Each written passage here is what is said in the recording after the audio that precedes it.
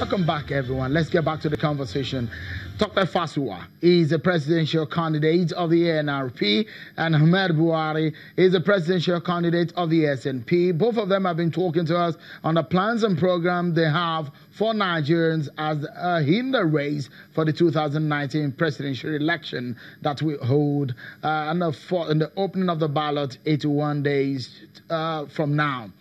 Let's get back to the conversation. We've been talking about economy. Let's move to issues of security quickly. There's been issues of state policing and ideas on how to secure Nigeria more. Let me begin with you, Mr. Ahmed Buhari. Would you declare a state of emergency on our security architecture, or what else do you think is necessary to fix our security challenges? Don't forget, issues in the Northeast region, some issues of herdsmen and farmers clashes, plus stories of how foreigners are invading our land to killing innocent Nigerians. How do you hope to fix this? Thank you very much, Sharon. With regards to the insecurity in the country, especially when you want to look at it from the Northeast and how it used to be a Northeastern problem, and then most of us say that we'll just leave it at that, it's their problem. But we've seen how the fire started burning. We don't even know where it's going to stop now. It's keep moving. It's moved from the Northeast to Taraba to Jos to Kogi State. It's moved down to the Southeast and even up to places like Edo State. What it means is that there is a total breakdown in how we've been running our security systems. What we have designed, what I am going to do when I get into office, is to ensure that we engage more with the system. The people in the northeastern part of this country do not feel like they're part of this country. I have worked with top security experts who work with my team, and when we try to find out the solutions to see how we can actually save the lives of our soldiers that are being killed every day and the lives of innocent people that are being taken away by Boko Haram, kidnapped and slain every day, we've come to understand that these people in those areas even have more trust in the Boko Haram that's killing them than in the Nigerian army or in the Nigerian government. So what it means is that there is nothing for the people in those areas. What we're going to do is to see how definitely decentralize the current system when it comes to security. We must decentralize security. We must understand that the center is holding too much, and that is why everything is falling apart. State governments would have to run their own policing system so that they can actually reach to the people. And when anything is falling short, people know exactly who to hold accountable. Right now, the kind of system we run, when anything falls short in your local government, you're looking at the center to hold accountable. But it doesn't work like that. It doesn't connect. There are other people that you've elected, from your chairman to your councillors to your State of Assembly members to your House of Representative members to your senators to your governors. These people also have a role to play in nation building, in the security of your country, and we have to pay attention to those areas. So again, we must communicate, we must engage these people, we must provide the basic amenities for these people in those regions. Otherwise, we'll be running at people who in reality are not part of Nigerians, but we think they're part of Nigeria. Okay, Mr. Fasuwa, coming into this now, what are your plans in fixing the issues of security? Your ideas in securing our seemingly porous borders across the Nigerian map and the Nigerian borders. What would you do differently? Right. By now, I actually believe in state policing, so we have to devolve that to the states for one reason and one reason only.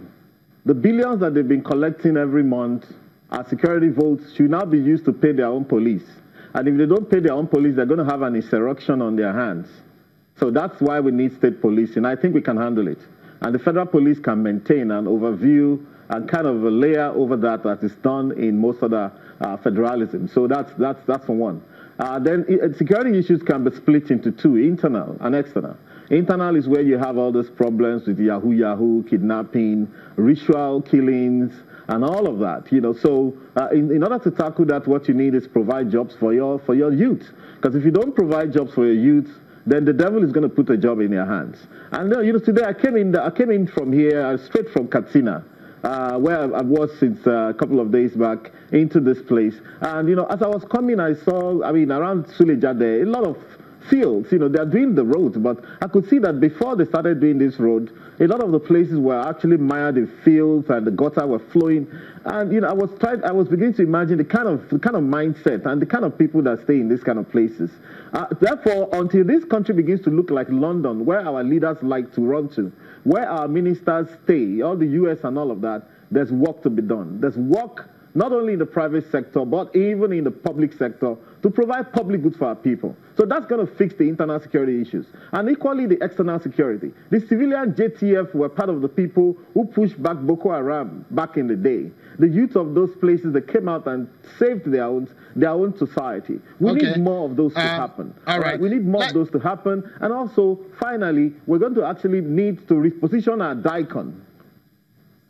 That is the defense industry, where they used to produce guns, but now they produce furniture. We need to be able to protect ourselves. We spent $500 million giving money to the United States for 2 years in advance for the supply of Tucano. When we're not sure in 2 years we're going to actually need the Tucano. So we can't save ourselves, even if our lives depended on it. Okay. And that's a shame for a nation. Let's quickly move let's move quickly to a very interesting issue of national concern now. It's generating a lot of conversation in the land. There seems not to be agreement, especially that state governors are in disagreement with what the stance of the federal government is on the issue of minimum wage. And it comes in the center of the issues of restructuring Nigeria. But let me ask you, and I'd like you to respond in about a minute so that we can move into perhaps another very important issue. And Mr. Buhari, would you, or how much do you think will be appropriate and perfect for minimum wage, national minimum wage, to satisfy Nigerian workers? So clearly the issue of minimum wage keeps coming up and on, and people seem to tag it or peg it at a particular figure. But in reality, we have not been honest with ourselves as to what this country can generate. And that is why I say if we do not decentralize these things, the federal government will not be able. This country is the one country where we expect the government to be the largest employer of labor. It can't work. The only way these things are going to work is if we're going to strengthen the private sector. We have to improve the confidence of people who want to invest in this country. So when we're looking at seeing how we can, increase the minimum wage or put it peg it at a particular value, we must understand that the only way that this thing can work for government is to ensure that government puts in place avenues or platforms where the private sector can thrive. The private sector is struggling. Everybody is trying to see how they can make the private sector work. But what you see in return is the government working so hard to see how life will be even more difficult for the private sector. Okay, you can't get jobs. You've not told us how much you would like to pay if you become president. But let's allow Mr. Fasua, because we're out of time. Mr. Fasua, national minimum wage, are you paying 30,000 or 100,000? Well, the amount that is required to maintain the same lifestyle as someone earning 19,800 in 2010 or 2011, when the wage was last reviewed, is 45,000. If the labor is asking for 30,000 today, they have already given a concession to government. It is totally unconscionable and unacceptable for government to say they don't want to pay 30,000 because 19,800 that they are collecting today is equivalent to 7,500 in 2010, 2011, given the inflation rate alone. It's because the economy is broken. They have misspent the money, they have mismanaged this economy, and they have to ship out. The entire lot of them, whether APC or PDP or whoever has been associated with them in the past, is a failure, and they should give way. However, I quickly want to chip in. The government is actually the biggest employer in the UK and even in the US. NHS is the biggest employer in the UK. Ministry of Defense is the biggest employer in the US. If you think about your village and you can't find government there, then there's work even in the public sector. Okay. I came in from Katsina today. I branched in schools, primary schools. There were no chairs in any of the primary schools that we branched in. There were no teachers. The students were right there on the field for the whole day. We started it from Katsina at 9 we're definitely out of time here. 11 o'clock. And I'm afraid we have to go. On the field. Yeah. So that's... Oh, Mr. Tokwe Fasua, ANRP presidential candidate, thank you for coming on the program. Mr. Ahmed Buhari, the SNP presidential candidate, both of you, it's a pleasure talking to you and knowing your plans and programs for Nigerians ahead of the presidential race in 2019. Thank you so much for watching, everyone. I'm Seun Okinbaloye. Bye-bye.